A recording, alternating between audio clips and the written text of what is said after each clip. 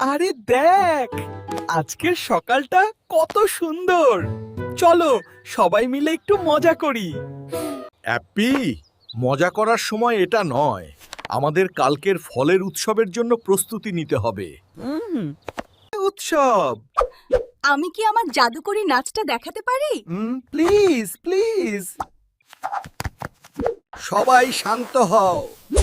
নাচ গান তো হবেই, কিন্তু আগে আমাদের ডেকোরেশনটা ঠিক করতে হবে। ডেকোরেশনের দায়িত্ব আমার।